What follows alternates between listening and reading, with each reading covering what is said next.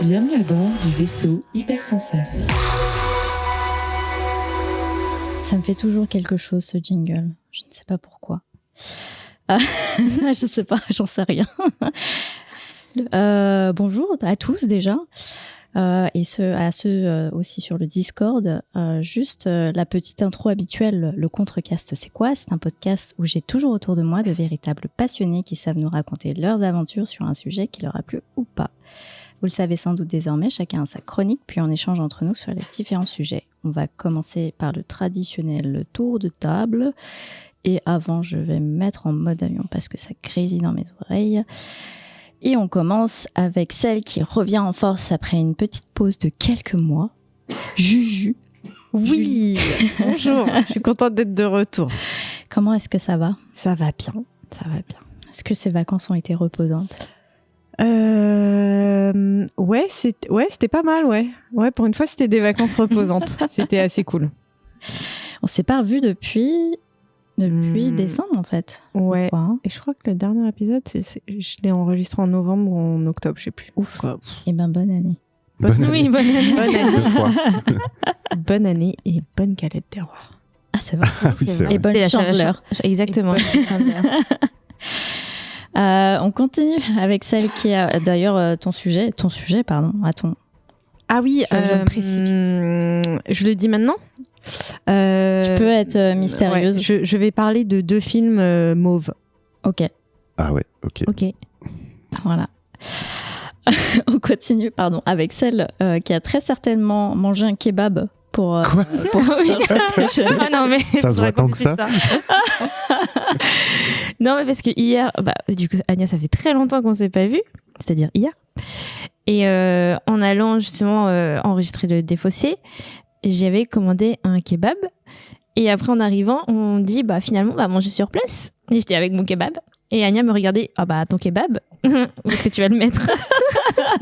Qu'est-ce qu'on fait du kebab ? Qu'est-ce qu'on fait du kebab ? Du coup, il est resté au chaud, en dessous de mes pieds. Quoi. Oui, voilà. Il a refroidi. Tout à fait.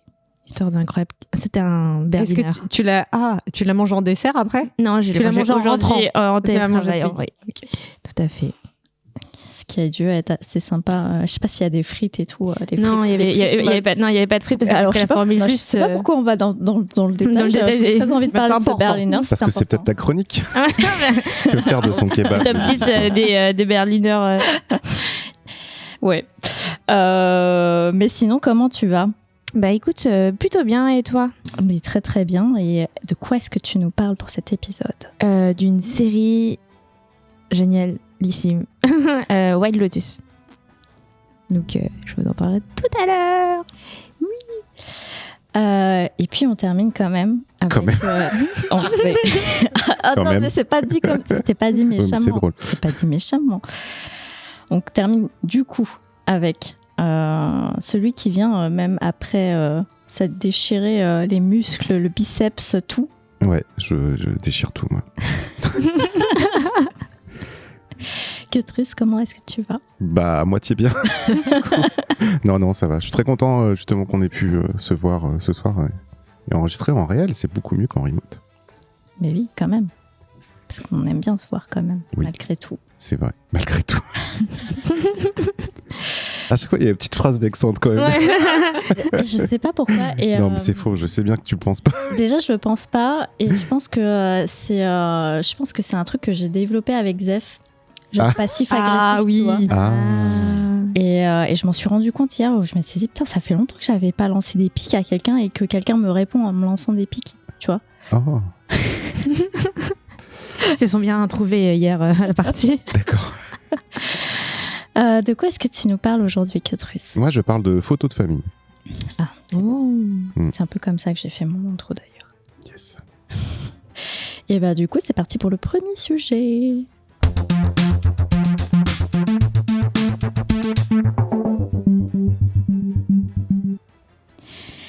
Et on commence avec roulement de tambour. Direction les bords de mer canadiens.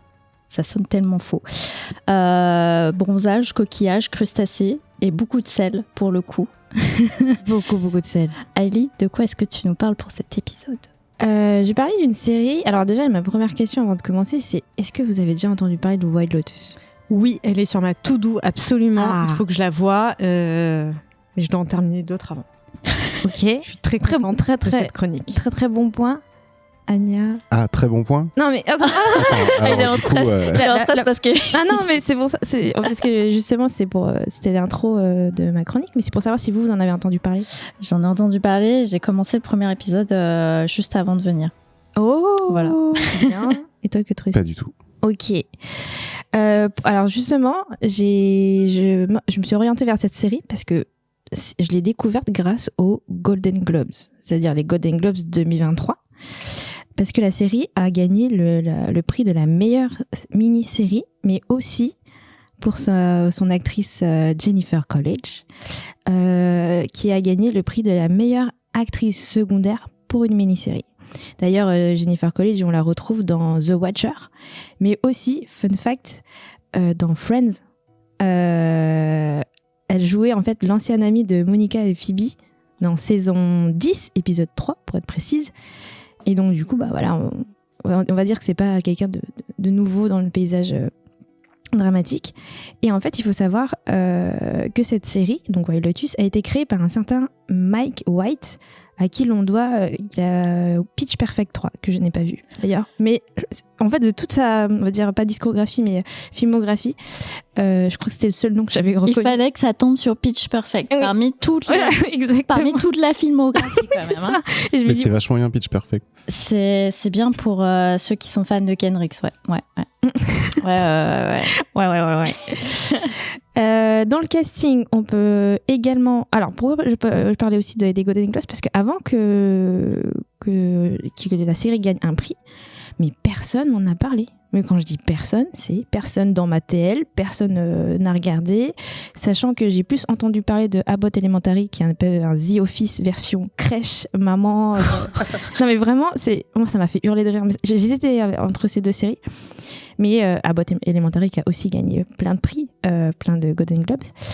Et je me dis, mais c'est bizarre, pourquoi personne n'en a parlé et tout ? Et il faut savoir que c'est une série HBO. Donc parmi le casting, on peut retrouver Murray... Alors, mon anglais il va être approximatif ce soir.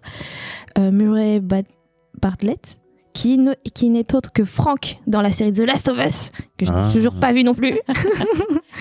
Connie Britton, qui a joué dans la première saison, la première saison de American Horror Story. Alexandra Daddario, qui joue Annabeth Chase dans Percy Jackson. Personne connaît. Qui est pas grave. Si, je l'ai vu. Et également Sydney Sweeney qui joue Cassie dans Euphoria. Jake Lacey qui joue également dans la 9e saison de The Office en tant que Peter Miller. Je pense que Kate Russell parle. Peter Miller dans la 9e saison de The Office. Faut que tu m'aides un peu. Je me suis arrêtée à la 3. Je vais chercher. Là, je suis en train de continuer The J'ai Office. besoin d'un visuel pour identifier un petit peu. Là, je vous ai cité un peu les 3/4 du casting des acteurs principaux. Et Aubrey Plaza. Oui, Ah Aubrey Plaza. Oui, Elle est trop bien. Oui. Donc 3/4 plus 1. Ok, donc c'est vraiment une série à voir. Oui, bah tout à fait. Attendez, j'ai pas fini la chronique. Ah, ok, je vois le Ouais. petit jeune stagiaire. Ok, très bien. Exactement. Ah oui, si, celui Ok. qui branle rien et qui Sort avec. sort avec. Kimi. Oui. Du coup, pourquoi j'avais envie de vous parler de cette série ? En fait, tout simplement que depuis le jeu de la dame, avec l'incroyable Anya Taylor-Joy, certains vont dire Tchernobyl en termes de mini-série impactante, mais en fait, depuis cette série Jeu de la Dame, j'ai pas de mini-série qui m'a autant transcendée, autant emballée, mais pire encore, qui m'a autant donné envie de binge, mais vraiment d'une manière assez rapide. En fait, il faut savoir que du coup, White Lotus se présente comme une mini-série avec 2 saisons, pour le moment diffusée sur HBO, et chez nous, sur OCS. Bah non, du coup. Non, du coup, on est passé Du tout coup, sur non. Prime. Ah oui, Fini. oui, Prime, mais du coup, Prime / OCS, enfin, vous avez compris. Ouais. Oui. Depuis juillet 2021. Et en fait, dans la première saison, on a 6 épisodes d'environ 1 heure. Et dans la 2e saison, ils ont rajouté un épisode de plus. Oh là là. Mais Bon, ça n'a rien. Enfin, là, je veux dire, là, en termes de qualité, que ce soit 6 ou 7, on est vraiment sur quelque chose de très très bon. White Lotus est le genre de série en fait que l'on pourrait aisément qualifier de comédie satirique, de comédie dramatique satirique. Un peu comme The Boys. En fait, si je devais comparer, moi déjà The Boys c'est top 1 pour moi. Parce que j'adore quand c'est méga satirique. En fait, je me rends compte que je suis une personne cynique peut-être. Ouais, je sais pas. Quand c'est violent aussi. Ouais, bah oui, alors c'est On violent, se rappelle mais tous des films coréens que oui, dont tu nous as exact, parlé. oui, c'est vrai. Et des jeux creepy cute à la Anya. Hein, voilà. Mais en fait, c'est une comédie dramatique, satirique, qui est vachement proche de la réalité. En fait, on se rend compte que chaque personnage dépeint est facilement identifiable. Même, en fait, certains sont exécrables, mais limite, on connaît une personne qui est un peu comme ça, en fait. C'est un peu malheureux, mais... Du coup, pour le pitch de la série, j'ai envie de vous dire bienvenue au White Lotus, un luxueux hôtel hawaïen où de riches clients viennent savourer la tranquillité. Ça, c'est le côté un peu vacances, un peu hôtel de luxe. Seulement voilà, dès le début de l'épisode, on fait comprendre que quelqu'un a été tué au White Lotus. Et là, ça fait un peu Riverdale, mais je vous assure que c'est beaucoup mieux que Riverdale. Parce que Riverdale, c'était bien au début, puis à la fin, je sais pas s'ils se sont perdus. D'ailleurs, fin de la saison, bientôt, enfin, ils ont arrêté. Bref, petit aparté. C'est pas perdu. Le petit, allez, tout ça, c'est bon. Tant qu'à faire. Exactement.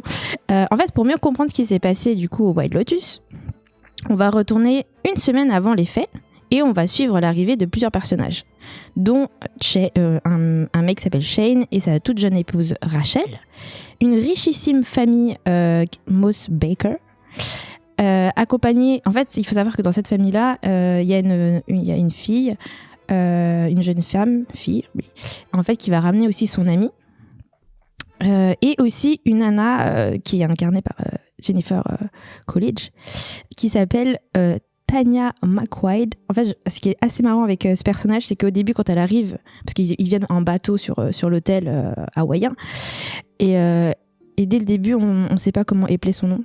Et du coup, elle est en mode Tanya McQuaid. Elle a vraiment l'expression de la nana riche, énervante, mais complètement lunaire. Avec le gros là. Ouais, un peu. Ouais, même ça, mais c'est vraiment. Elle a une voix douce comme ça, mais complètement. On sent qu'elle est perdue dans sa vie. Non, mais elle est complètement lunaire. Je peux pas la qualifier mieux que ça. Et en fait, ils vont être tous accueillis au paradis par l'équipe hôtelière, dont on va vite comprendre, donc Mike White, le créateur, va vite nous faire comprendre que ça va se transformer en enfer. On suit ainsi un couple qui en apparence a l'air heureux parce que justement ils viennent à cet hôtel pour passer leur lune de miel.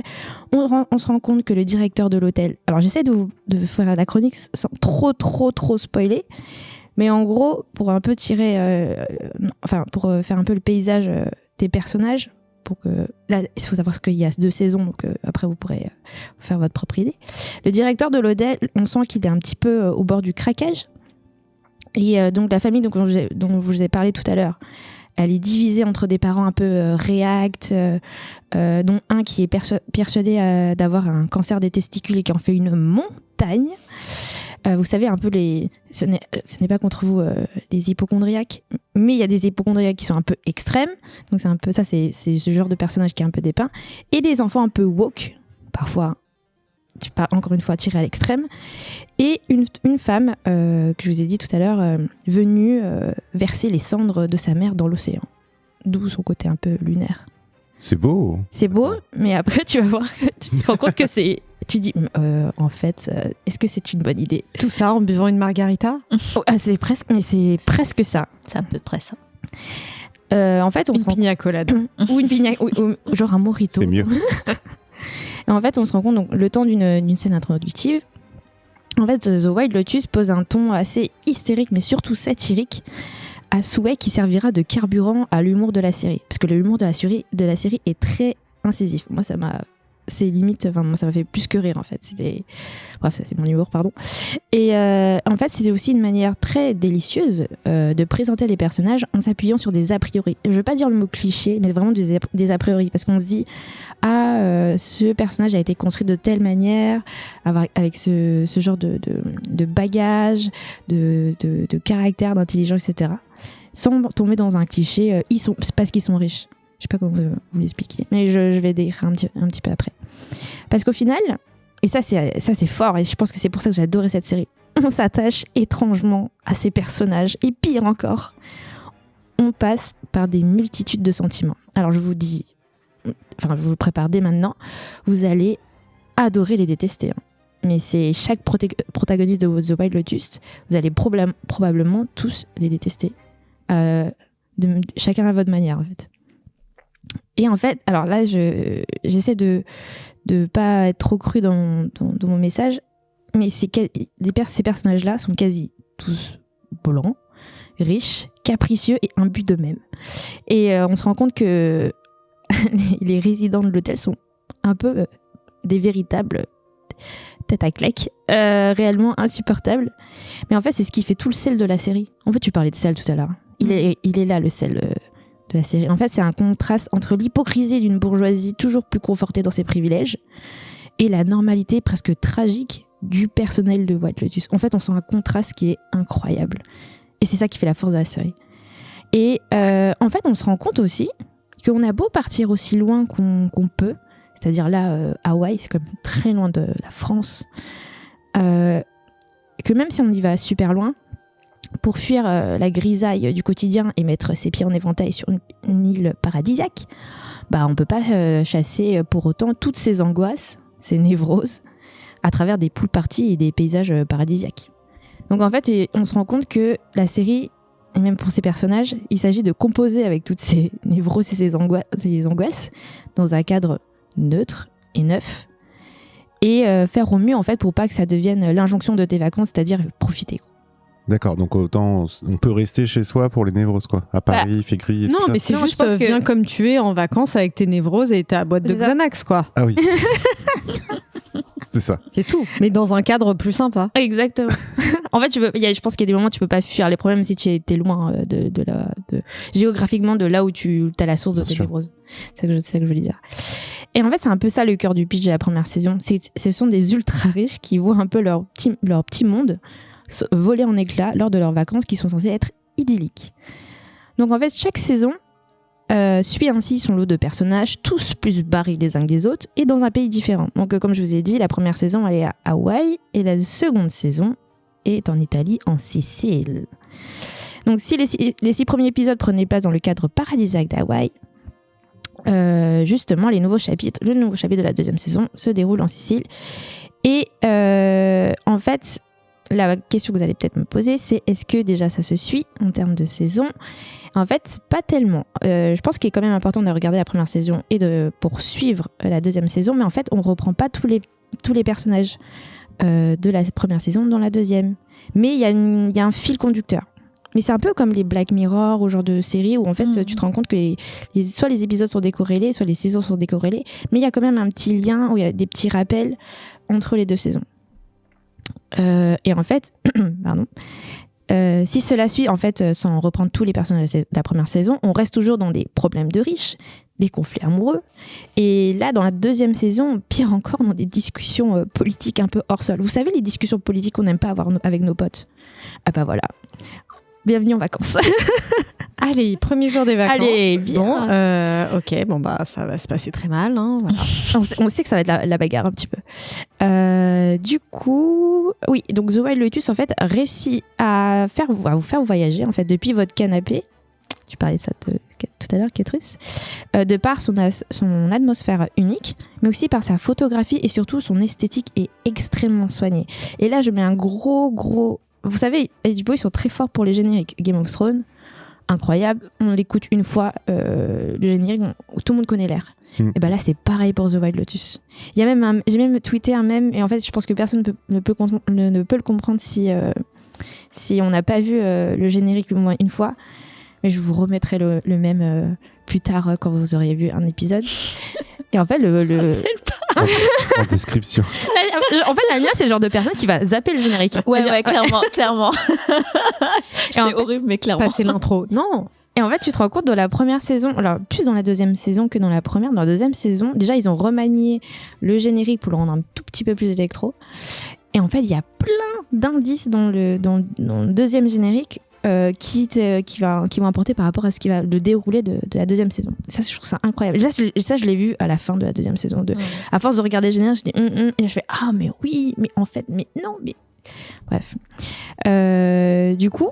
Ce que je voulais dire, c'était je me suis perdue dans ma chronique.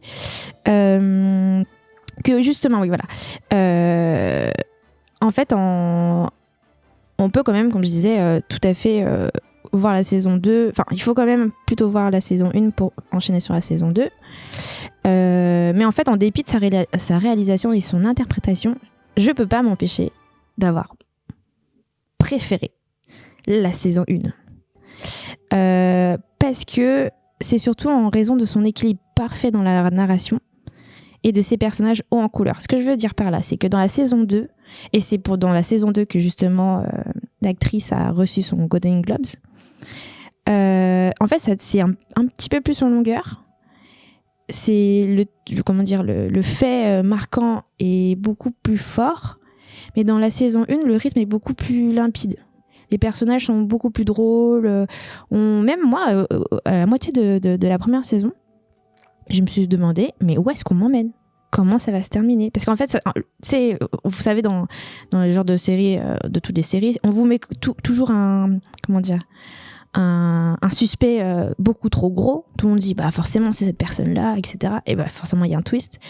Mais ce que je veux dire par là, c'est que moi, jusqu'au bout, je me suis dit, mais non, c'est pas possible. Et même jusqu'au bout, j'ai douté, je pense, avant-dernier épisode, je me dis, mais qu'est-ce qui va se passer, quoi ? Et je savais pas où est-ce que la série m'emmenait. Et ça, je trouve ça incroyable, parce que ça fait très longtemps que j'ai pas eu de série, parce que je suis assez bon public, pas forcément détective, mais je sais, pas dans Riverdale, mais dans Riverdale, au bout du deuxième épisode, on savait, quoi. Enfin, je sais pas comment dire ça, mais c'était nul, quoi. Ouais, on a compris aussi. Ouais, c'était... bon, encore une fois. Et alors que là, vraiment, je savais pas où est-ce que j'allais avec cette série. Et du coup, oui. Et en raison du coup de son équilibre parfait dans la narration, de ses personnages hauts en couleur, en fait, même si le cadre hawaïen était moins spectaculaire que la côte sicilienne, voilà, les personnages étaient plus originaux. Surtout, voilà, la place accordée aux effets comiques était beaucoup plus grande dans la première saison que dans la deuxième saison. C'était beaucoup plus dynamique. Et en fait, ce qui manquait, je trouve, à la saison 2, c'est un dosage. C'était pas si bien dosé. Parce que justement dans la première saison c'était tellement bien rythmé que en fait je sais pas comment dire, on était plus facilement porté par la trame en fait de la première saison, et surtout que en fait à force la saison 1 a été tellement incroyable qu'on attendait beaucoup de la saison 2. Enfin moi j'en attendais de dingue de la saison 2, et je me suis dit bah c'est pas en me disant ah c'est ça, mais je me suis juste dit pas peut mieux faire, mais je me suis dit j'aurais voulu que ça soit dans la continuité un peu de la première saison. Il y a Regan qui demande si c'est une série anthologique. Je pense qu'elle a tout pour devenir anthologique. Non mais ah oui pardon, 2. Parce que tu disais tu t'es pas obligé de regarder la première saison, parce que c'est des Monster of the Week, mais il y a un fil rouge. Il y a un fil rouge parce que tu peux retrouver, enfin je peux pas trop en dire, mais c'est, disons que il n'y a pas tout à fait... Enfin, il y a une ligne, un fil conducteur qui fait que... Même moi, quand j'ai vu le premier épisode de la saison 2, je me suis dit ah, ok.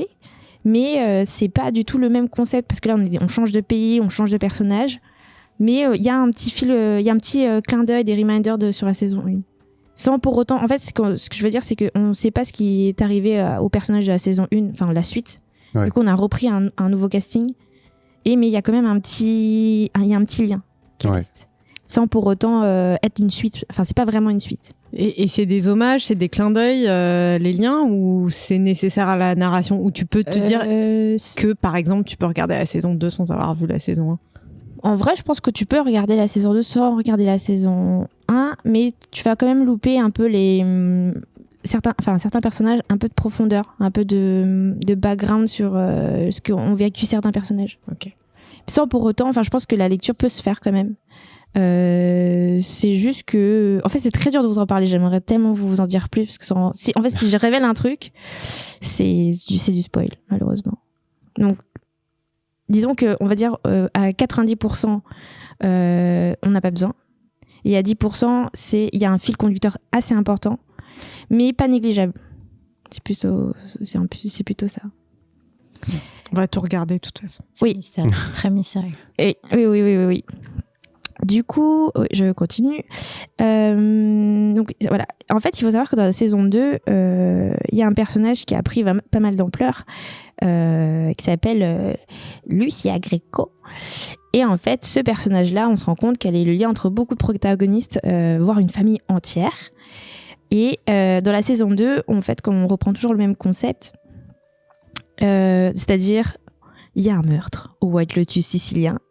Mais cette fois-ci, encore une fois, on retourne une semaine avant les faits pour découvrir ce qui se passe. Mais en fait, cette fois-ci, on trouve, on va dire qu'il y a beaucoup de clins d'œil au cinéma italien. Et c'est vraiment, je trouve, très lié à l'endroit où passent ces ultra richissimes personnes. Par exemple, là, il y a des petits clins d'œil. Justement, je pense que le créateur s'est amusé à créer des personnages inspirée de grandes actrices italiennes, justement pour cette Lucia Greco, justement parce que cette nana, alors je vais vraiment de manière, c'est son travail, c'est une prostituée qui est très charismatique et qui mène les hommes à la baguette grâce à ses charmes, et ça rappelle justement des actrices ou des personnalités italiennes comme Sofia Loren ou Claudia Cardinal. En fait, la deuxième saison, elle est très très très esthétique, et peut-être trop. Parce que du coup, même si elle reste de qualité, je trouve ce qui faisait la force de la première saison, c'était ses personnages, et j'avais l'impression que c'était plus relégué au second plan, derrière un petit gentil ronron, une ambiance un peu cynique qui était beaucoup moins forte que dans la première saison. Après, ce n'est pas hasard si la série fait beaucoup parler d'elle sur les réseaux sociaux, je crois par rapport à la garde-robe d'Aubrey Plaza, et que plus que, que la première saison où c'était vraiment très très incisif. Donc en conclusion, pour moi, si vous cherchez une série ou une mini-série, parce que c'est une mini-série d'ailleurs, à binge pendant le week-end, et que vous aimez les comédies satiriques bien écrites, avec des personnages vraiment bien écrits, et que vous avez envie de passer un bon moment, parce que en vrai, moi je recommande vachement cette série en couple. Moi je l'ai regardée avec... au début, il était pas du tout chaud. Hein. Il m'a dit, mais qu'est-ce que tu veux? Et je dis, non, vas-y, on va regarder ça. Et en fait, on s'est rendu compte que en couple, c'est génial, parce qu'on est là à débattre sur les personnages en disant, oh, mais lui, mais il est incroyable, oh là là, etc. Et même entre amis, je vous recommande chaudement White Lotus. En fait, si vous aimez trop les choses satiriques, cyniques, mais c'est un petit bijou. Et pour moi, ça a été ma grande découverte de ce début d'année. Et d'ailleurs, une saison 3... En fait, il faut savoir que chaque saison, et d'après les créateurs, parce que je crois que j'avais vu un interview qui disait que chaque saison a un thème. Je crois que la deuxième saison, le thème, c'était le sexe. Et la première saison, c'était peut-être soit l'argent, soit l'argent ou les privilèges, je sais plus, un des deux. Et en fait, chaque saison a son thème. Et que du coup, la troisième saison est en production. Il y aura une troisième saison. Et je suis très très heureuse. Voilà. Julie? Ouais, alors moi j'ai très envie de la voir, et surtout, évidemment, on a beaucoup parlé sur les réseaux, et j'ai vu passer beaucoup de papiers, beaucoup de podcasts, beaucoup de posts autour de Jennifer Coolidge, à la fois de l'actrice et aussi de son personnage. Donc le personnage qu'elle incarne, je le connais pas, j'ai pas encore vu la série, mais elle a été portée au nu, Incroyable prestation. icône totale et j'ai très très envie de le voir. Moi j'ai un souvenir de Jennifer Coolidge en second rôle dans Sex and the City. Oui, c'est vrai. Et en fait elle a toujours comme ça des seconds rôles, la nana un peu à côté de ses pompes, hyper riche, semi-alcoolo-dépressive et génial c'est quoi. ça. Et j'ai vraiment hâte de voir ce que ça donne et de découvrir son personnage. Bah, d'ailleurs, on parle d'elle, mais donc l'acteur Murray, je crois qu'il s'appelle, celui qui joue Frank dans The Last of Us, est incroyable dans la première saison. Incroyable. Et je pense que c'est lui qui porte la série dans la première saison, et dans la deuxième saison, c'est clairement Jennifer Coolidge. Que truc. Ouais, bah il y a Aubrey Plaza. Aussi. Donc je vais regarder. Je Voilà, trouve c'est que c'est tout. un peu facile comme argument. Bah écoute, non, moi je connaissais pas bien Park and Recs et là on est en train de regarder et voilà. Meilleur J'adore. resting bitch face du monde quoi. Non mais les Plaza. yeux quoi. Elle est géniale. Ouais. Non, voilà. Park and Rec d'ailleurs qui du coup avec Bill pour cette celui qui joue Bill Oui. dans The Last of Us. J'ai toujours pas regardé The Last of Us. Ah, voilà. Attends, et Je crois que je suis comme Hailey, je vais finir le jeu. Pareil. Park and Rec dans Bill dans The Last of Us. J'ai pas encore vu Last of Us. Ok. Sur ma liste. Et c'est le mec à moustache là.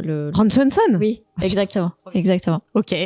Donc une raison de plus. Bah oui. Après Oui. 40 000 raisons déjà de regarder Last of Us. Ron Swanson.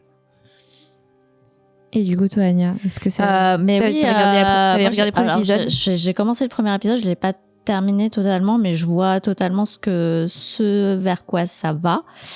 Et j'avoue que pour l'instant, c'est vraiment du placement. Donc, ils font tout le tour des personnages.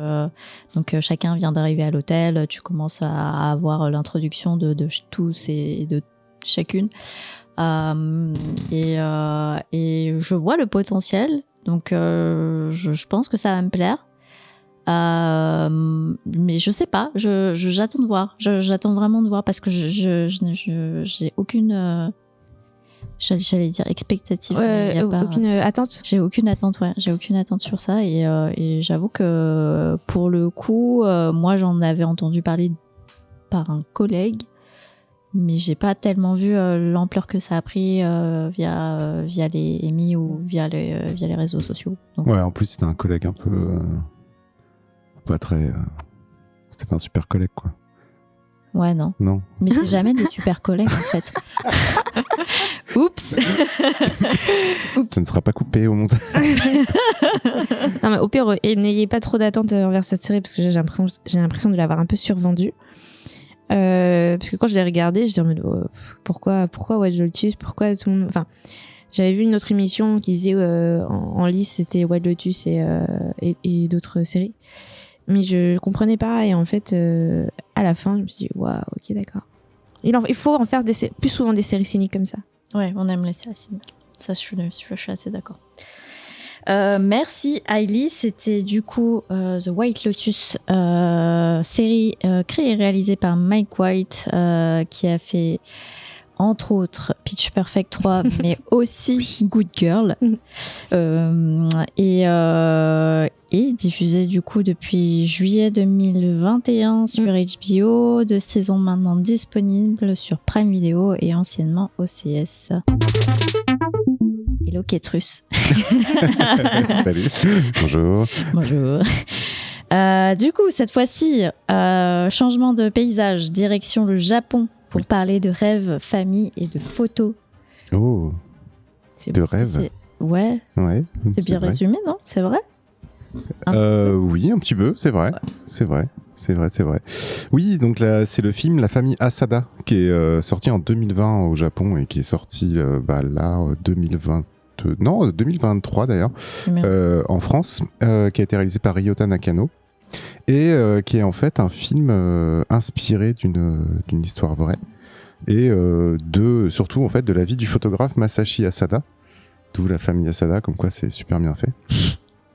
Et en fait, ce film raconte donc sa vie en tout cas, c'est un peu son enfance, surtout ses études de photographie et en fait ce qu'il a fait. Et pourquoi on a envie de parler de ce film-là ? Eh bien parce que cet homme avait une façon. Non, je vais pas commencer par là, pardon. Je vais commencer par le début du film. Ça sera un peu plus simple. Et en fait, le début du film commence par la cérémonie funéraire du père Asada, donc de son père, avec toute la famille autour, etc. Les petits enfants, les femmes, sa mère qui pleure la mort de son mari, etc. Et on voit arriver Masashi Asada qui est un peu en retard avec une coupe de cheveux un peu moins conventionnelle que son frère par exemple et des autres membres, et qui amène une photo de son père, apparemment une de ses photos préférées, et son père qu'on voit en pompier, donc avec le casque, l'air fier, etc. Et son frère l'engueule, il lui dit mais pourquoi t'as amené cette photo, c'est n'importe quoi. Il fait mais cette photo il l'adore, elle représente quelque chose d'important pour lui. Et en fait, son père n'a jamais été pompier. Et là, on a un petit flashback où on retrouve donc les deux frères tout petits en train de se faire prendre en photo, les traditionnelles photos de famille, vous savez, que son père faisait pour les cartes de vœux, qu'on adorait tous, je pense, quand on était petits, parce qu'on était absolument ridicules. Dont par exemple une photo où ils sont devant un temple shinto, je crois, avec un joli pull avec un énorme A rouge très moche. Et voilà, donc et un jour son père lui offre un appareil photo et le laisse prendre les photos, etc. Et c'est de là que est née sa passion pour la photographie. Et en fait on apprend que son père il est pas du tout pompier, il est père au foyer. On apprendra que c'est parce que c'est pour laisser plus de temps à sa mère qui est en fait infirmière puis qui est devenue infirmière chef et qui comme ça il s'est occupé de ses enfants et de faire la cuisine, etc. Et puis cette passion de la photo, ça l'a conduit à faire des études de photo. Donc il est parti je crois à Tokyo ou quelque chose comme ça, un peu importe, enfin un peu plus loin, pour apprendre la photo, où ça se passe plutôt comme un gros cancre qui préfère plutôt faire la fête et glander et se faire des tatouages un peu à la Yakuza plutôt que de faire ses études. Et il arrive quand même, bon gré mal gré, à avoir son diplôme, et puis il se retrouve chez ses parents un peu à glander, à pas faire grand chose, un peu à déprimer, à tous les jours aller pêcher sur le port pour ramener pas de poissons, parce que souvent en fait il laisse juste la canne à pêche et sa ligne complètement vide. Et malgré le fait que son frère lui décroche un entretien dans une grande entreprise japonaise, comme une Zaibatsu ou un truc comme ça, les très grosses entreprises japonaises, il va évidemment pas à ce rendez-vous. Et un jour, il y a son amour d'enfance qui vient le voir et qui le trouve donc en train de glander sur le port. Et qui l'engueule un peu, lui fait mais t'es doué, pourquoi t'as arrêté la photo, pourquoi tu fais rien de ta vie, et elle lui sort sa photo en fait, qu'il a prise quand elle avait 12 ans sur la plage, et elle lui dit voilà, t'es le seul à avoir aussi vraiment à capter qui j'étais ce jour-là, il y a jamais personne d'autre qui a réussi, donc en fait tu devrais continuer à faire ces photos. Et son amour d'enfance part à Tokyo, elle, pour travailler dans une boutique de vêtements français d'ailleurs, je crois, mais peu importe. Donc voilà, un peu loser, ou plutôt paumé, sachant pas trop quoi faire, aux grandes dames de ses parents et de son frère qui s'inquiètent pour lui, finalement, quoi. Et puis un jour, il a une idée, en discutant avec son père, en fait, qui justement lui dit en fait, moi je voulais faire pompier, mais j'ai décidé d'arrêter, de pas faire ça, en fait, pour pouvoir justement laisser ta mère pouvoir poursuivre sa carrière. Et de là, en fait, germe dans sa tête l'idée, de faire plaisir à son père et de le prendre en tant que pompier, le prendre en photo en tant que pompier. Et donc la première photo de la famille Asada qu'il a faite, c'est son père en pompier, sa mère dans le camion de pompier, et son frère et lui en train d'utiliser la lance à incendie. De façon assez rigolote, en fait, toutes les photos de sa famille sont rigolotes. Et voilà, et en fait, cette photo est assez géniale, et puis il se dit, en fait, c'est une bonne idée. Et du coup, il commence à demander les rêves de sa famille. Donc son frère, il voulait être pilote de Formule 1, donc ils arrivent à se retrouver avec ils arrivent à trouver avec leur relation, etc., à se prendre en photo avec une Formule 1, avec le technicien. Sa mère, elle, un de ses rêves, en fait, c'était d'être femme de Yakuza, comme dans les films. Donc ils se retrouvent en Yakuza, devant une maison, je pense qu'il fait référence à un film que j'ai pas, etc. Et puis il continue, il fait ça, il en fait plein, il en fait en propriétaire de restaurant de ramen, en super-héros style Bioman, ce genre de trucs. Et puis voilà, sa passion pour la photographie revient, et puis il se dit c'est quand même pas mal en fait, toutes ces photos, il se trouve doué, les gens le trouvent doué, et il se dit je vais essayer de me faire publier tout simplement à Tokyo. Et du coup, il retrouve son amour d'enfance dans une scène. Le film est très drôle, hein. Très émouvant, très drôle. Enfin, tout est très quoi. On pleure de joie, on pleure de tristesse. Tout, ouais. Ouais, non, c'est un film qui est très fort.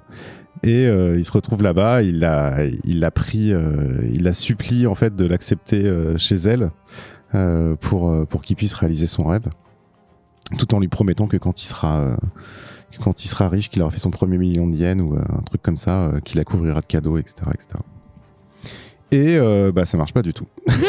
Est-ce que ça va vraiment marcher ? Ça ne marche absolument pas du tout. Je raconte l'histoire parce qu'elle est pas très originale, et c'est surtout... elle est pas très originale, il n'y a pas vraiment de spoil, c'est une histoire de vie, donc c'est pas très grave. Mais surtout, il est dans la galère, il devient assistant photographe pour des photos de pub, etc. C'est pas très intéressant. Il essaie de faire publier son album photo, mais tout le monde lui dit en fait c'est un album de famille, c'est pas vraiment un album d'art, quoi. Jusqu'au jour où quand même sa copine qui est pas sa copine, parce qu'on est dans une relation japonaise, donc très distante, très froide. J'ai appris ça grâce à Love is Blind Japan. Merci John Couscous. Mais c'est vrai. C'est moi qui te l'ai C'est toi, oui, parce que en vrai. Parce que John t'avait chroniqué la version américaine et moi je t'avais vendu la version américaine me gave grave, mais j'ai regardé toute la version japonaise et sans déconner, tu t'apprends quand même des choses sur la façon d'avoir une relation amoureuse et sentimentale au Japon, en tout cas. Un aperçu, et j'y ai beaucoup pensé en fait en regardant le film, c'était rigolo quoi. Comme quoi la télé-réalité parfois c'est pas si con, et elle arrive quand même à lui décrocher, en fait elle lui paye une galerie où il peut exposer ses photos, et du coup ça marche pas trop mal, et en fait il tombe sur une espèce d'éditrice complètement délurée mais complètement folle, qui l'invite chez elle pour discuter de son truc. Elle lui fait boire plein de saké et elle décide de l'éditer, quoi. Donc il est super content, il est sûr que ça va marcher, etc. Ça marche pas de ouf. sa copine en achète à peu près un toutes les semaines, tu vois, pour faire marcher les ventes, etc. Et puis un jour, tac, il remporte le prix, un des prix les plus prestigieux au Japon en fait de photographie. Et là, boum, consécration, etc. Et il continue à faire ça, et du coup, il devient hyper demandé. Et il commence à faire des photographies de famille, complètement folles aussi, et vachement originales et vachement imaginatives pour d'autres personnes. Et puis voilà, il est devenu un photographe assez de renom. Donc ça, c'est toute la première partie du film, qui est très intéressante parce que voilà, c'est une histoire de vie, c'est sur la photographie, donc moi forcément ça m'éclate et ça m'intéresse beaucoup. Et par contre, la deuxième partie du film se concentre sur la catastrophe qu'il y a eu en 2011 au Japon, vous savez, avec Fukushima et tout ça. Et je sais plus exactement pourquoi, mais en fait il part là-bas pour aller aider, et surtout pour voir, et parce qu'en fait il y avait une famille qui l'avait prise en photo qui habitait dans cette région, et il se retrouve à errer un peu comme ça. Il aurait pu prendre des photos, être photographe reporter là-dessus, et sûrement faire des clichés incroyables, et sûrement gagner énormément d'argent avec, surtout avec sa renommée. Mais en fait non, il a l'impression que, en tout cas c'est évoqué, que prendre des photos comme ça, des gens qui sont en train de déblayer, des pompiers, des gens évacués, etc. C'est pas, ça aide pas. Et ça a été vraiment un énorme cataclysme quand même au Japon. C'était quand même un séisme qui avait été sur 9 sur l'échelle de Richter. Il y a eu 18 000 morts, ce qui apparemment est pas beaucoup par rapport à l'incident qu'il y a eu. Et tous les morts étaient surtout dus au tsunami. Ouais. Apparemment avec des vagues jusqu'à 30-40 mètres, ce qui est complètement ouf, quoi. Et du coup, il erre un peu là-dedans, il essaie de voir s'il retrouve la famille qu'il avait prise en photo, et puis il tombe sur un gars, sur un parking, qui est en train de nettoyer des photos pleines de boue. Le mec, il nettoie des photos pleines de boue, et puis il les fait sécher au soleil, et il les compile, etc., quoi. Donc il est interloqué, il se dit bah qu'est-ce qu'il fait ok, c'est de la photo, je vais l'aider quoi.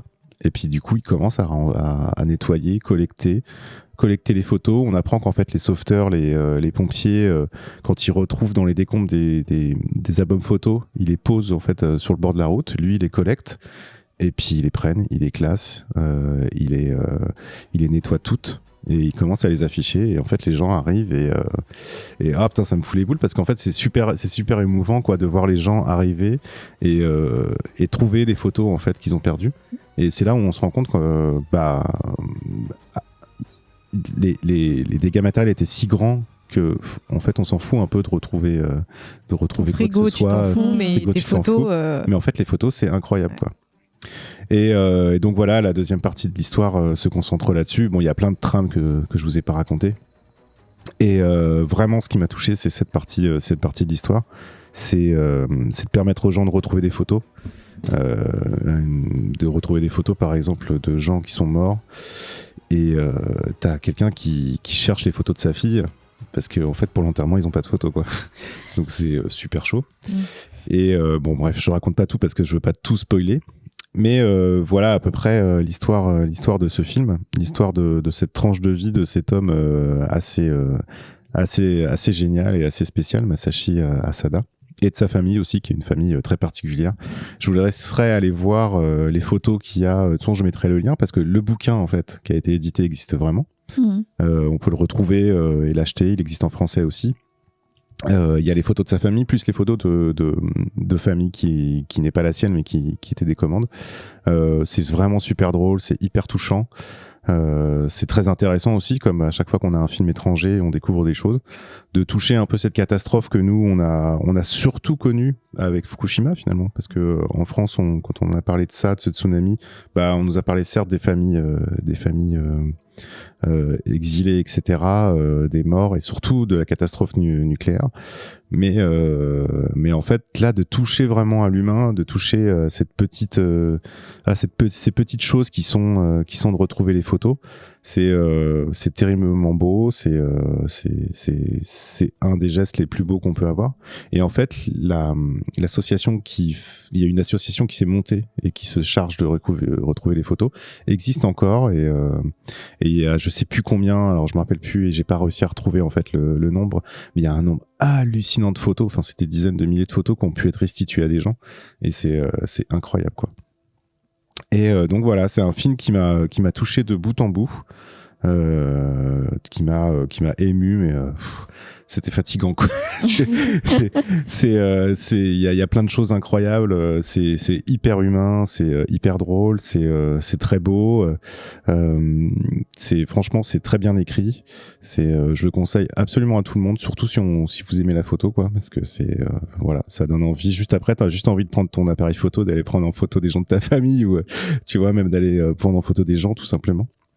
Et voilà. Et petite anecdote, ils ont refait donc toutes les photos avec les acteurs du film, exactement comme les photos de sa famille, et c'est lui qui les a prises en fait. Donc c'est assez génial. Et à la fin, évidemment, dans le générique, tu peux voir quelques photos de sa famille. Donc voilà, c'est la famille Asada, une petite tranche de vie tout à fait délicieuse quoi, que je vous recommande chaudement. D'ailleurs, pour anecdote, il disait justement que quand il s'est mis à nettoyer ces photos-là, et c'est aussi mentionné dans le film, mais qu'il y a eu des réfractaires justement Ouais. Parce que en fait, ils comprenaient pas la raison de pourquoi est-ce qu'ils exposaient ces photos-là, alors que la plupart de ces gens avaient potentiellement disparu ou étaient potentiellement mortes sous les eaux.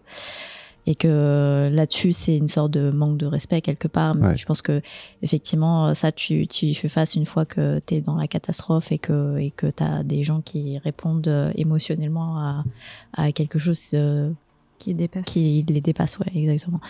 Je crois que cette petite partie, il l'a pas vécu réellement, mais il en a entendu parler. Il en a entendu parler. Et effectivement, il y avait vraiment eu des gens qui voilà, ont un peu... pas combattus, mais qui ont été virulents justement ce mouvement-là en disant bah voilà les gars c'est sympa mais non en fait. Il y a un petit côté voyeuriste et appropriation de quelque chose qui est pas à toi. Exactement. Parce que c'est vrai que tu touches à l'intimité des gens en fait quoi. Donc mais en même temps Voilà, tu retrouves les photos et. Bah ouais, c'est ça. Et tu leur rends hommage aussi, que ce soit encore là ou plus là. Exactement. Hailey. Bah en fait, j'allais dire 2 choses. La première, c'est que ça me rappelle un peu un autre film que j'ai adoré en ce début d'année, c'était The Fabelman, et qui raconte en fait l'histoire de Steven Spielberg et qui il raconte sa vie, mais pareil, portrait de famille qui était pas chaotique, mais il y avait quand même des éléments dans sa famille, comment il est devenu réalisateur, etc. Donc ça, la première partie m'a beaucoup rappelé ça. Et deuxièmement, la deuxième chose, c'est un truc que vous allez dire archi trivial, mais en gros sur Wanted, groupe Facebook, très souvent je vois des gens qui ont perdu leur téléphone, même en soirée, hein. Ils disent en fait tu peux garder le téléphone, mais genre rends les photos en fait.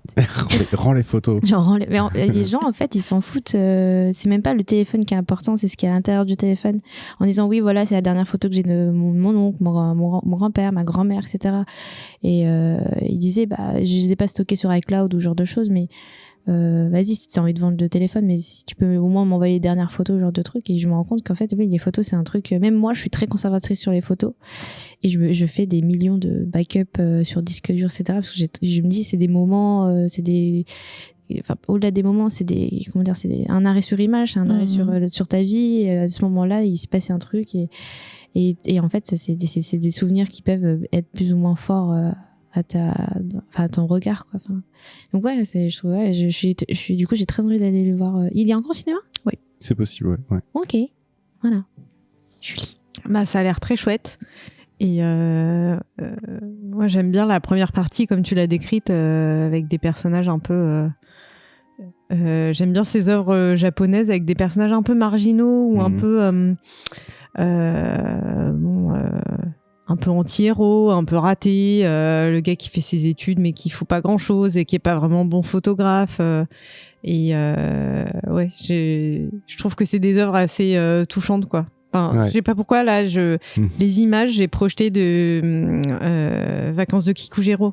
Ouais. Ce type de film comme ça, hyper feel good, et en même temps, t'as le cœur serré et tu verses ta larme. Et en même temps, c'est trop bien. Mais ce qui est très cool, c'est que alors déjà tous les acteurs sont fantastiques, franchement. La mère, le père, la mère, elle est incroyable actrice. Sa fiancée entre guillemets aussi, lui. Enfin, c'est tous des acteurs incroyables. Franchement, ils interprètent ça au poil de cul, quoi. Et en fait, il y a, tu sais, on peut avoir le cliché un peu de, ok, c'est le gamin raté, donc faut être droit, tout ça. Et en fait, pas trop. Il y a une espèce d'humanité super forte. Il y a une tolérance très grande. Il y a, franchement, non, c'est hyper bien écrit. C'est touchant. C'est un des meilleurs films que j'ai vu dernièrement. Franchement, il y a pas à dire. Et pourtant, voilà, c'est pas un blockbuster, c'est pas une histoire de ouf, c'est juste une histoire humaine, quoi. Mais c'est très bien écrit, c'est très bien fait, c'est fin, quoi. On se rend compte qu'il y a une vraie tendance sur les films de vie. Là, je parle encore de The Fabelman parce qu'il a reçu un Golden Globes. Et j'ai l'impression que, par exemple, je sais que le film avec Will Smith et les nanas qui ont cartonné en tennis. Ah oui, les Sœurs Williams. Les Sœurs Williams. C'est un film qui m'avait énormément touché aussi. Et en fait, on se rend compte que dès que ça touche à des faits réels de vie, ça marque plus. On traverse des émotions qui sont beaucoup plus fortes. Tiré d'une histoire vraie. Exactement. Là, franchement, tu mets ça au début, je t'assure que les gens sont archi concentrés. Un truc de fou au cinéma. C'est vrai. Mais on a senti l'émotion, et moi j'avoue que j'ai regardé à peu près les 10 premières secondes du trailer, et ça en dit pas mal parce qu'en fait les Japonais ont une fâcheuse tendance à mettre à peu près les 3/4 de l'histoire dans leur trailer de 5 minutes. Du coup c'est marrant parce que quand on a parlé, j'ai eu l'impression d'avoir vu le film quelque part, et je m'étais dit mais j'ai absolument pas vu le film, mais en tout cas ça donne envie. Et c'était une très belle chronique pleine d'émotions. Merci. Et merci pour ça. Du coup c'était La famille Asada, réalisée par Ryota Nakano, sortie en janvier de cette année en France et encore à l'affiche de vos cinémas. Ouf. Et là on retourne en Europe, mais plutôt en Espagne. Ouais. Avec non pas un, mais 2 sujets en une chronique. alors ça c'est quand même nouveau parce que généralement on essaie de me caler 2 coups de cœur en un. Mais décrit de façon assez mystérieuse, je cite du chelou Lynch Mauve.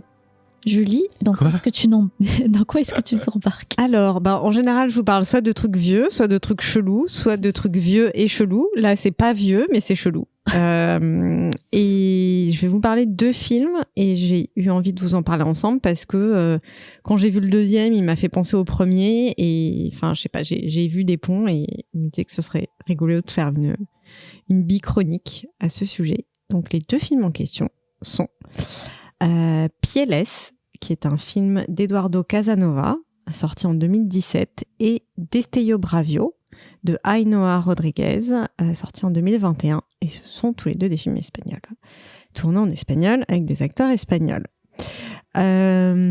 Pourquoi parler de ces 2 films ensemble, au-delà de l'Espagne?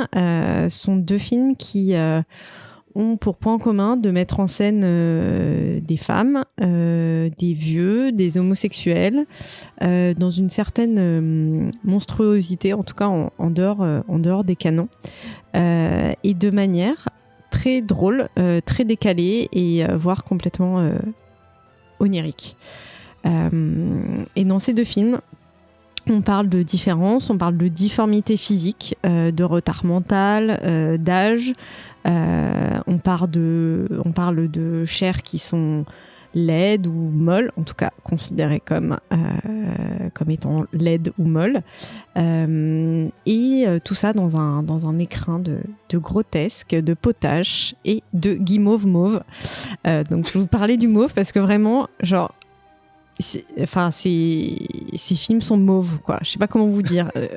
Graphiquement, ils sont mauves, mais émanent de ces deux films du rose bonbon et du mauve.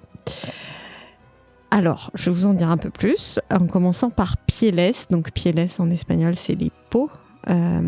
Et ça raconte l'histoire de plusieurs personnages, Samantha, Guillet, Anna, Christiane, et ils ont tous en commun une chose, c'est que leur corps a une différence très marquée. Il y a un des personnages féminins qui a tout le côté gauche du visage, qui a une sorte de syndrome d'éléphantisme. Il y a le personnage d'une prostituée qui n'a pas d'yeux, donc qui a... c'est pas juste qu'elle a des orbites, c'est qu'elle a de la peau à la place des yeux, et elle porte 2 grosses traces roses énormes à la place de ses yeux. Il y a, attention, c'est la meilleure, une fille très timide qui est toujours plongée dans ses cahiers de collage, qui a pas de potes, qui est toute seule, et qui a pour particularité physique, tenez-vous bien, d'avoir à la place de la bouche un anus. Eh bien, ça arrive. Et une bouche à la place de l'anus. C'est comme dans South Park. Ouais. Voilà, mais South Park, c'est de l'anime. Là, c'est un film. Là, c'est un film. Et un garçon qui a le sentiment que ses jambes ne lui appartiennent pas et qui rêve d'être une sirène. Et il y en a encore plusieurs autres. Il y a une galerie comme ça de freaks assez démente. Et tous ces gens-là, ils vivent un peu reclus. Ils aiment parce qu'ils ont tous des histoires d'amour et ils ont des amours plus ou moins dysfonctionnels quand même. Hein. Et ils sont tous cachés, ils sortent pas vraiment chez eux. Et on les voit beaucoup dans leurs intérieurs, chez eux. Et quand même, ils ont tous des décorations pas possible mauve. Et des intérieurs mauves et roses. Et on voit aussi tous les gens qui partagent leur vie et qui sont en général des personnes valides ou considérées comme normales et qui en général abusent d'eux, leur font du mal et soit parce qu'ils sont dans des délires de fétichisme et ils sont avec ces personnes juste parce qu'elles sont difformes, soit parce qu'ils sont potentiellement à l'origine aussi de leur trauma et de leur différence. Donc c'est quand même assez grave tout ça comme sujet, mais c'est traité sur une esthétique avec une photo hyper flashy, beaucoup de paillettes. Les décors sont vraiment rose bonbon, il y a beaucoup de napperons, des dessus de lit en satin, et il y a un soin qui est apporté vraiment au cadre et à la photo magnifique, quoi. Tous les plans fonctionnent, il y a un usage de la symétrie assez importante dans les plans. Il y a évidemment un équilibre de la couleur qui est magnifique, et c'est vraiment traité de manière grotesque, rigolote et joyeuse. C'est pas un film grave. Par contre, je dois vous le dire, ça traite quand même de sujets difficiles. Donc, évidemment, ça dénonce le validisme, l'agisme, et ça traite notamment de viol, de pédophilie, de scarification, de bullying, de suicide. Donc, quand même, trigger warning là-dessus. J'ai trouvé la scène d'ouverture quand même assez dure. Mais au-delà de ça, c'est jamais ni voyeuriste ni misérabiliste. Et c'est toujours hyper drôle. Voilà, ce film, moi, ça m'a fait penser à... Dans le côté absurde, improbable, ça m'a fait penser à du Quentin Dupieux. Vraiment, genre, mais quoi? Mais en fait, comment tu peux avoir l'idée de cette personne qui a des strass roses à la place des yeux? C'est n'importe quoi. Et ça m'a aussi fait penser à un film, Horse Girl, que j'avais beaucoup aimé, qui est sorti, je pense, dans ces eaux-là, à mon avis, sur la maladie mentale sur fond de loisirs créatifs et de passion cheval. C'était absolument génial. Moi, ça me fait penser à Délicatessen, comment t'en parles, mais... Ouais, aussi un peu, ouais. Ouais, c'est vrai. Ouais, il y a un c'est côté...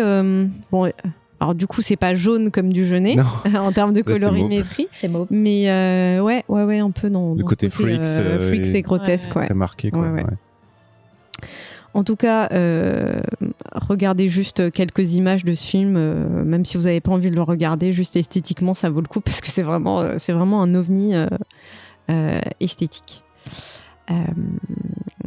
Et récemment, j'ai vu un film qui s'appelle Destello Bravio.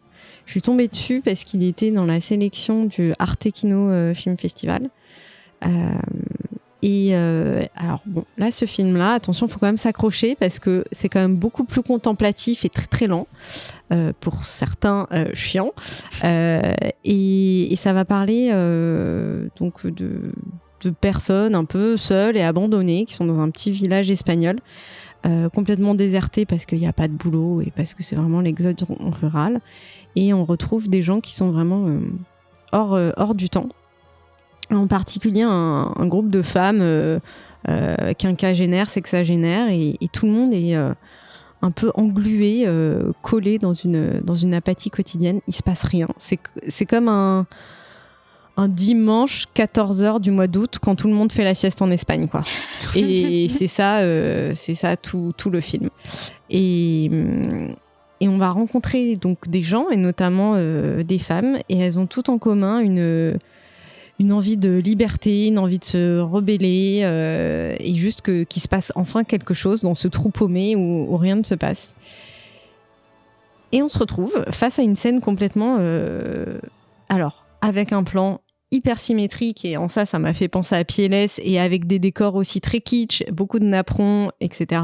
On est toujours en Espagne, et donc il y a une réunion de femmes, donc vraiment petites bourgeoises catholiques espagnoles, 50-60 ans, des petits chemisiers, la mise en pli avec la laque bien comme il faut, le petit collier de perles, ce que j'appelle les pieds muffins, c'est quand on a les pieds un peu trop gros qui débordent de la chaussure quand il fait trop chaud. Et puis qui ont une passion commune, en gros, c'est préparer la procession annuelle de la Vierge Marie. C'est à peu près le seul truc qui se passe dans le village. Et elles sont toutes là comme ça, à boire le chocolat et le thé, et ça parle de l'heure adéquate pour manger des churros, sujet de haute importance. Et voilà, on se dit bon elles vont échanger des cancans, elles vont être réac, elles vont critiquer la voisine, et là tout d'un coup, genre au milieu de ce discours, non, en fait on a une qui raconte à quel point elle a vu sa mère souffrir, d'être femme au foyer, d'être maltraitée par son père, d'être considérée comme un meuble, et là elle a un discours mais genre enfin hyper rebelles, complètement en décalage avec ce qu'elles ont l'air d'être, comme ça, hyper classique et hyper bourgeoise. Voilà, donc il y a tout d'un coup ce groupe de femmes comme ça, un peu rebelles. Il n'y a pas qu'elle comme Nana aussi, il y a une femme de 40 ans qui a quitté son mari parce qu'elle en a marre, pareil, d'être considérée comme un meuble, et tout d'un coup, mais alors vraiment, elle pète total un câble, elle se retrouve à partir en teuf, écouter de l'eurodance en virant en voiture au milieu du désert, à prendre de la coke avec les jeunes du village, donc les 3 personnes de moins de 35 ans qu'il y a dans le village, hein. Ils sont pas vraiment jeunes non plus, pendant que son mari passe dans perdu de vue pour dire reviens à la maison, tu me manques, etc. Et il y a aussi une nana qui a un retard mental, et elle raconte à tout le monde que son mec c'est Batman et qu'elle sort avec Batman. Mais ouais, bien sûr, je sors avec Batman, c'est mon mec et tout. Mais bon, là, tu comprends, j'ai pas le temps de te parler. Ça part en couille. Parce que il faut que je rentre à la maison, parce que c'est moi qui fais tout, c'est moi qui fais les courses, il fait jamais la bouffe et tout. Elle nous parle de Batman en ces termes-là. C'est vrai qu'il fait jamais la bouffe, Batman. Ouais, non, ouais. il faut rien, franchement. Il fait pas la vaisselle, il attend que tout se passe. Alfred, voilà. Ouais. Voilà. C'est ça. Et ben non, en fait, c'est pas Alfred, c'était cette femme-là qui fait tout dans la maison. Alfreda. Et voilà, donc il y a tous ces gens comme ça un peu chelous. Et tout d'un coup, il va y avoir des scènes, mais genre magiques. Tout d'un coup, il y a donc les bourgeoises qui, on sait pas ce qui se passe dans l'air, mais tout d'un coup, il y a une scène complètement sensuelle où elles se mettent à danser, à se caresser. Alors, tu sais pas s'il y a eu un gaz hilarant dans le salon, pourquoi. Et tout d'un coup, elle rentre dans une transe comme ça, lascive. Tout d'un coup, t'as une femme aussi qui se masturbe dans sa cuisine et qui se fait épier par une autre en plein milieu de la journée parce que tu la vois depuis la rue. C'est les dimanches, ça. C'est ça, c'est les dimanches 14h, la sieste, tout le monde s'emmerde. Et puis, moment complètement suspendu. C'est la veillée funèbre. Il y a une de ces femmes-là qui enterre son mari. Et là, tout d'un coup, elle parle d'un rêve. Et dans le rêve dont elle parle, enfin, c'est hyper perché. Et elle parle d'un... Alors, je sais plus exactement comment c'est traduit. Donc, elle parle de ce Destello Bravio, et donc d'un éclair, en fait, mais je sais plus comment c'est traduit en français. Le titre anglais, ils disent Mighty Flash. Ouais. Donc, voilà, donc c'est un truc du genre. Ouais. Et il y a derrière un bourdonnement qui croît pendant qu'elle raconte ce rêve-là. Et dans cette scène, c'est la nuit. On est à l'extérieur. Il y a la veillée funèbre donc dans la maison. Et il y a une lueur mauve qui sort de la cuisine. Et alors là, je n'arrive pas à me rappeler. Terrible.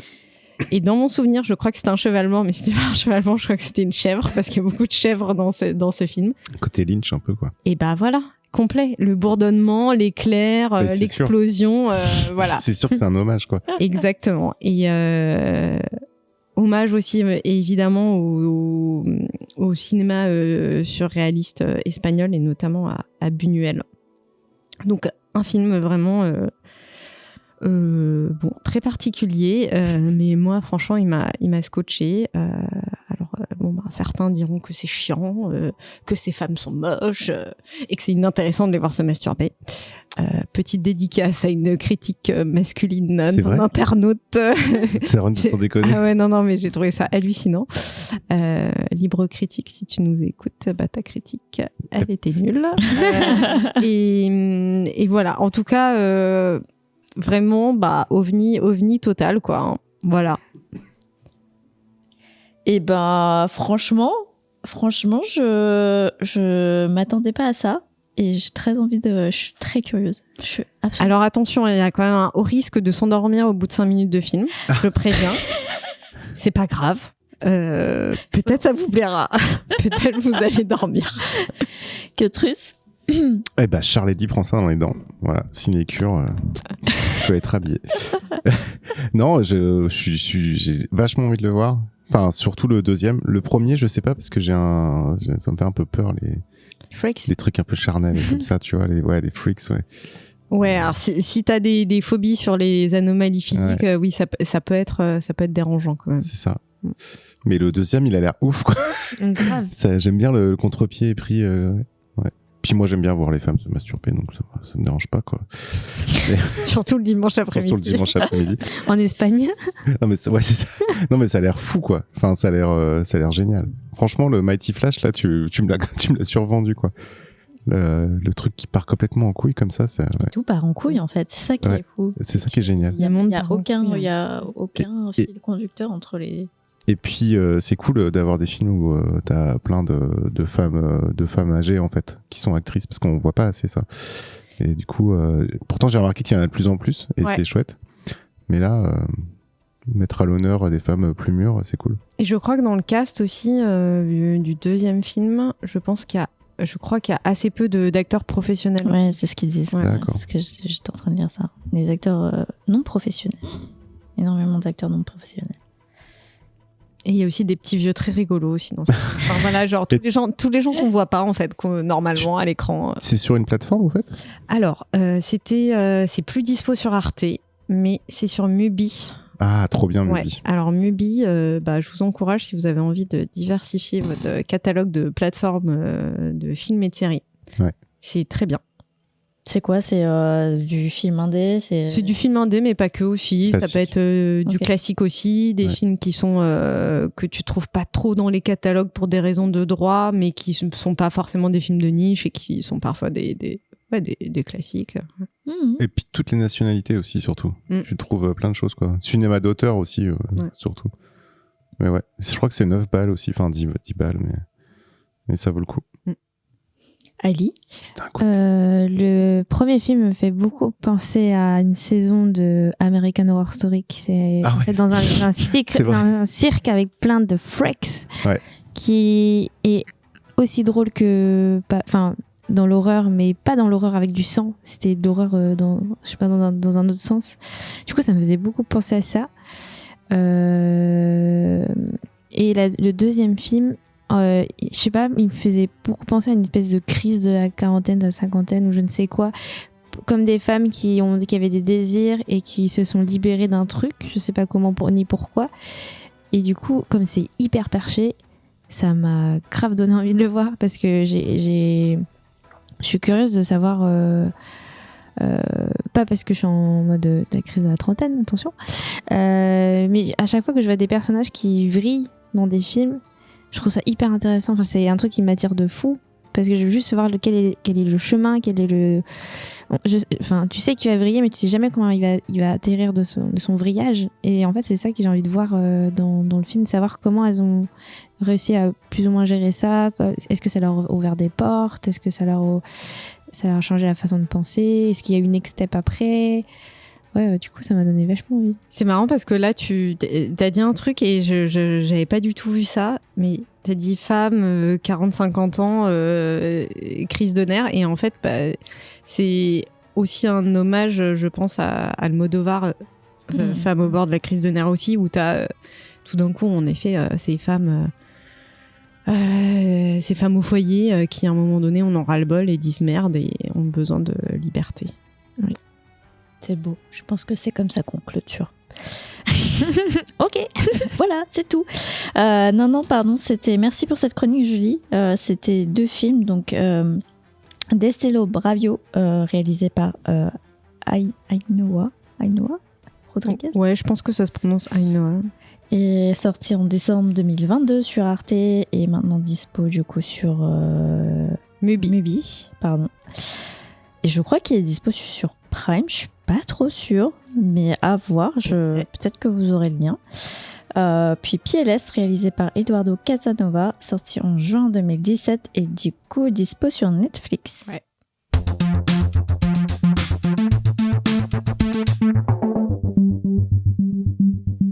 J'espère que vous avez des coups de cœur. Oui. Je regarde tout le monde autour de la table. J'en ai un qui est assez fébrile. Je vais peut-être pas commencer par toi. Je vais te laisser le temps de réfléchir. Du coup, je vais commencer par Julie. Alors moi, j'ai un coup de cœur, coup de blues. C'est la disparition de Angelo Badalamenti. Évidemment, bah oui, je vous en parle. Qui était donc le compositeur préféré de David Lynch, qui a collaboré à une grande partie de ses films, Lost Highway, Mulholland Drive, Twin Peaks évidemment. Alors, il faut savoir également que Angelo Badalamenti a composé la musique d'une pub réalisée par David Lynch en 1994 pour Barilla avec Gérard Depardieu. J'ai découvert ça hier et j'ai dit mais c'est pas possible. Avec Gérard Depardieu. Barilla. Ouais. En fait, ouais. Et en fait, je me souviens de cette pub Barilla avec Depardieu. Si, ouais, et en fait, là, je réalise que c'était Lynch et Badalamenti, quoi, n'importe quoi. Voilà, donc ça c'est le coup de blues. Mais la semaine prochaine, il y a le Point éphémère qui fait une soirée spéciale Twin Peaks avec toute la musique du film Twin Peaks Firewalk With Me qui va être jouée en live. Donc on va voir si c'est bien. Hein, donc si jamais vous êtes à Paris et que vous habitez à Paris, c'est le 22 février au Point éphémère. Je vous dirai la prochaine fois ce que j'en ai pensé. Trop cool. Ali, coup de cœur? Ouais, alors là, vous allez trop rigoler, je pense. Je vais parler d'un truc qui a beaucoup fait parler ces derniers temps. Je vais parler du Super Bowl. Et je vais parler du halftime. Non, en fait, je me suis rendu compte que la prestation de Rihanna, moi, j'ai adoré. Mais au-delà de ça, je me suis rendu compte que j'étais une fan de Rihanna parce que j'ai réécouté toute sa discographie. En fait, tout le long de son show, je me dis mais en fait, je les connais toutes. Et je regardais avec mon copain, on fait mais en fait, on les connaît toutes. Et j'étais tellement heureuse de la voir. Enfin, ça fait 6 ans qu'elle est pas revenue sur scène. Et donc, il y a eu pas mal de critiques en disant ouais, Beyoncé a fait mieux, Kendrick a fait mieux l'année dernière, blablabla. Moi, je mets juste au défi n'importe qui peut s'asseoir à sa table en disant est-ce que tu as fait le Super Bowl en étant enceinte? Juste ça. Ouais, Kendrick Lamar, il n'était pas enceinte. Et voilà. Non. Et Beyoncé non plus, Katy Perry non plus. D'ailleurs, elle a fait le deuxième meilleur score d'audience. Troisième. Non, le deuxième c'était premier c'était Katy Perry, c'est sûr. Non, c'est troisième, j'ai vu. Ah ouais. Moi j'avais vu, les médias il faut qu'ils soient d'accord un peu entre eux. Mais du coup déjà elle a fait beaucoup de choses et puis elle a fait beaucoup de clins d'œil à Kanye West, qu'on soit d'accord ou pas avec ce qu'il a dit récemment. C'est très très très compliqué quand même. Mais au-delà de ça, c'est Queen quoi. J'étais là, je fais ah ouais, moi avant j'étais plus team Beyoncé. En fait, je me rends compte que j'aime pas toute sa discographie. Et Rihanna, je pourrais m'ambiancer. Je pense que si elle faisait un concert, je pense que j'irais en courant. Dans un stade de France ou un truc comme ça, j'irais grave la voir. Et ouais, ça a été mon coup de cœur dernièrement, en me disant putain, waouh quoi. En fait, ça m'a rajeuni. Je me dis adolescente, j'écoutais vachement ça. Ouais, un peu coup de blues, coup de cœur, tu vois, un peu comme toi. Donc voilà. Merci. Kiotrus? J'ai le droit à combien de... Un seul. De toute façon... même si je fais le remplacement. Ah, comment j'essaie de dire. Non, ça négocie. Non, j'abuse pas. Bah, moi, je vais vous parler de musique aussi. Je vais vous parler d'un groupe suédois qui s'appelle Gopa, ou Gaopa, c'est G-A-U-P-A. Ça veut dire lynx en suédois. Ah ouais? Ouais, tu le savais, non? Non. Ok. Non, Anya peut-être? Non. Ouais, non. Non. Je parle couramment en suédois. Bah oui, y aller, quoi. Mon suédois n'est pas de ce niveau-là. Et c'est un petit groupe de stoner. C'est un groupe de stoner avec des influences psychédéliques, doom et folk. Oh, on aime bien. Génial. Ouais, on aime bien, je le fais exprès, je cite pour Julie. Et en fait, ce qui m'a tué dans ce groupe, c'est que la chanteuse, qui est incroyable, qui est, de toute façon qui est trop forte, quoi, elle a une voix comme Björk. Oh. Et j'ai même vérifié parce que je me suis dit c'est pas possible, c'est la fille de Björk, c'est Björk. Et en fait non, pas du tout. Et d'entendre cette voix-là dans un groupe comme ça, ça m'a c'était d'enfer quoi. Donc je l'écoute en boucle là régulièrement depuis.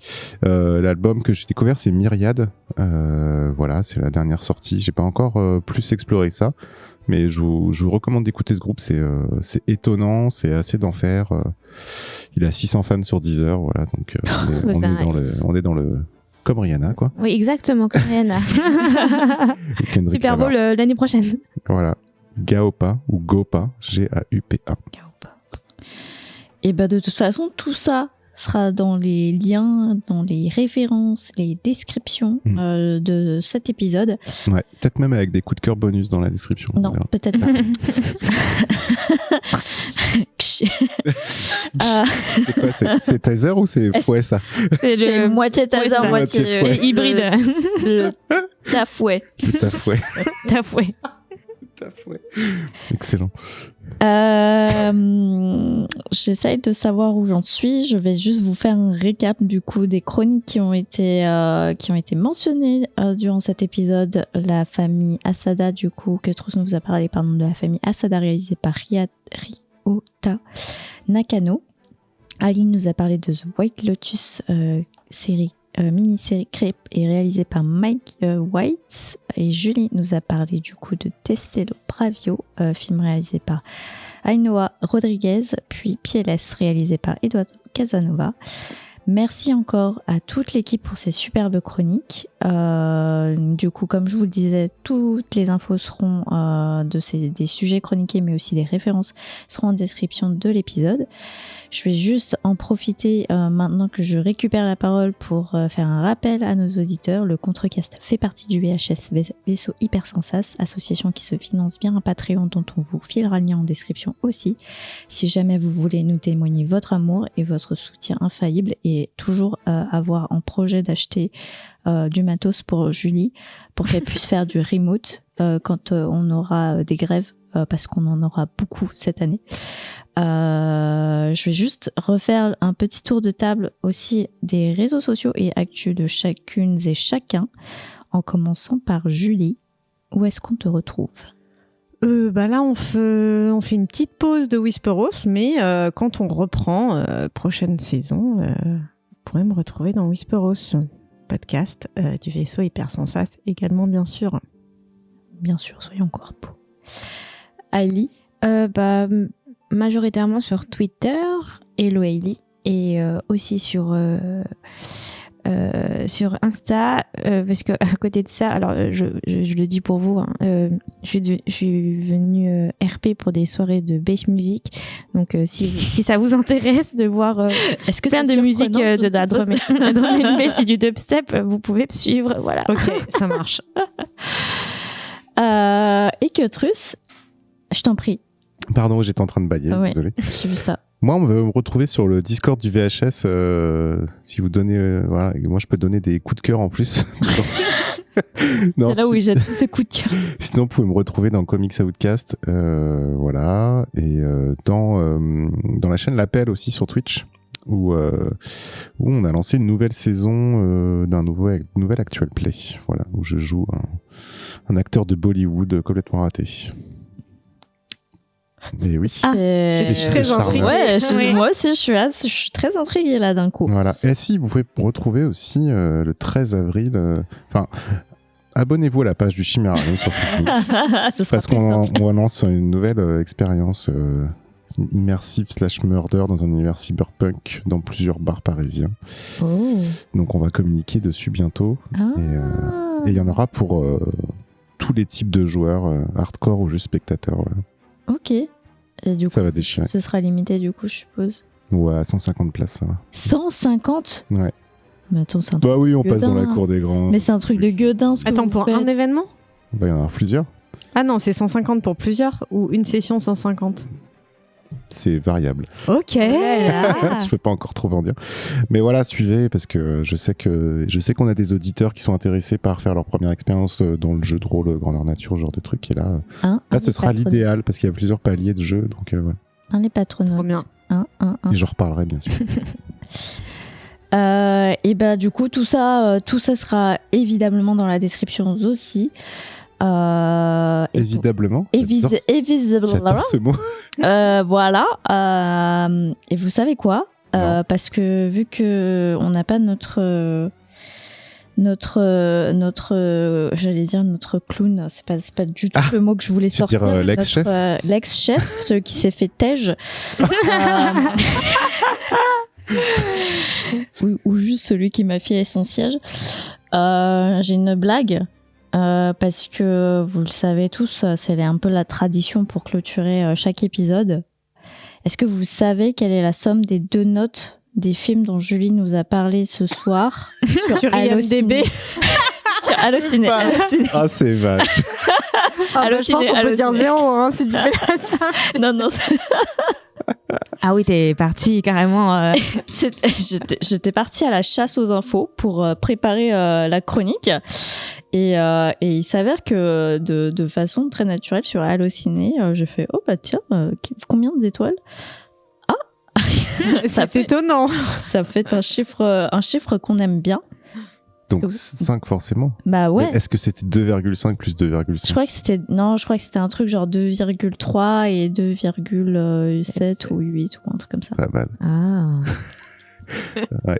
Et ben, faut pas écouter Allociné parce que moi. Ouais, je trouve que c'est non, vachement- n'écoutez pas Allociné, sachant qu'en plus ils relèvent plein de trucs parce qu'ils n'ont pas compris déjà la démarche artistique de ces 2 films, et en plus généralement c'est GG ou Pascal qui donnent leur avis. Pardon s'il y a des Bonjour à tous les patrons. Pascal. Exactement. Pardon, j'ai aucun souci avec les GG et les Pascal. Hein. C'est juste les 2 prénoms qui me sont Ça peut être Michel ou Jean, c'est pareil. Hein. Allez, encore des patronautes en moins. C'est parti. des Adrien ou des Régents. Ok. Oui, c'était bien 5, pardon.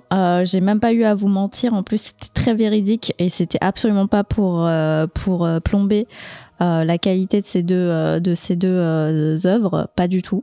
C'était juste parce que j'avais besoin d'un 5 quelque part pour que vous vous rappeliez de la note que vous devez nous donner, pas sur Allociné par contre, mais sur les autres plateformes que vous Parce que vous n'allez pas nous trouver, je crois.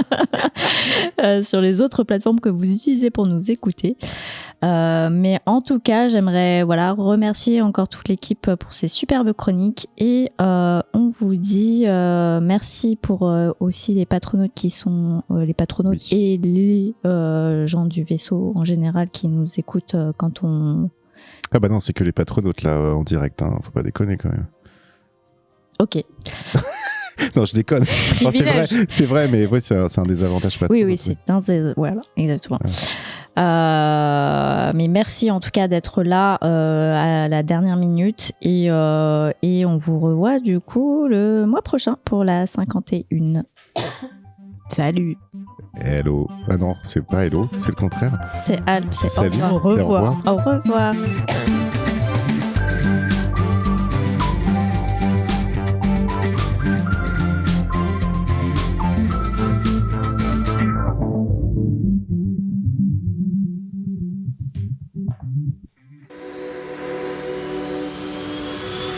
Fin de transmission.